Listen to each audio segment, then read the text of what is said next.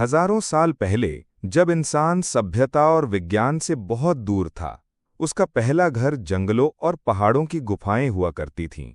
गुफाएं उसे बारिश, तूफान और जंगली जानवरों से बचाती थीं।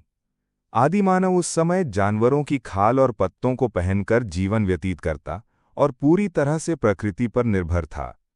मानव जीवन का सबसे बड़ा मोड़ तब आया जब उसने पत्थरों को रगड़कर आग की खोज की। आग ने उसे न सिर्फ रोशनी और गर्मी दी, बल्कि जंगली जानवरों से बचाव और भोजन पकाने का साधन भी दिया। इसी के साथ उसने गुफाओं की दीवारों पर चित्र बनाकर अपने अनुभव और शिकार की कहानियां दर्ज करनी शुरू कीं। ये गुफा चित्र आज भी उसकी रचनात्मकता और सोच का प्रमाण है। शिकार करना उस समय जीवित रहने का सबसे अहम साधन था। पूरा कबीला मिलकर शिकार की योजना बनाता और लकड़ी और पत्थर से बने हथियार तैयार करता।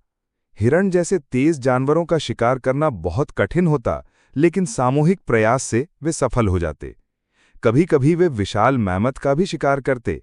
ये बेहद खतरनाक काम था, लेकिन जब सफल हो जाते तो पूरा कबीला कई दिनों तक भोजन का आनंद लेता।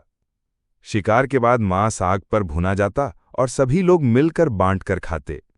पुरुष जहां शिकार पर जाते, वहीं महिलाएं और बच्चे जंगल से फल, कंद और जड़ें इकट्ठा करते। इसी तरह शिकार और संग्रहण दोनों से उनका जीवन चलता। पत्थर और हड्डियों से बनाए गए औजार उनके शिकार और रोजमर्रा की जरूरतों को पूरा करते। समय के साथ इंसान ने मछली पकड़ना भी सीखा। नदी और तालाब भोजन का नया स्रोत बने।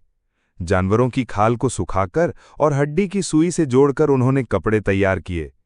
ठंडी रातों में गुफा में आग के चारों ओर बैठकर वे नृत्य करते, कहानियां सुनाते और जीवन के अनुभव साझा करते। प्रकृति का हर रूप उनके जीवन को प्रभावित करता था। जब बारिश और तूफान आते तो गुफा ही उनका सहारा होती, लेकिन जंगली जानवरों का खतरा हमेशा मंडराता था। शेर, भालू और अन्य शिकारी हर समय उनकी जान के दुश्मन बने रहते। ऐसे में सिर्फ बहादुरी और हथियार ही उन्हें बचा पाते। धीरे धीरे आग ने इंसान को खाना पकाना भी सिखा दिया। अब वो मांस और जड़ों को आग पर पकाकर खाता। कबीलों में एक नेता होता था जो सभी को दिशा देता और शिकार की योजना बनाता। ये इंसानी समाज की पहली संगठित व्यवस्था थी।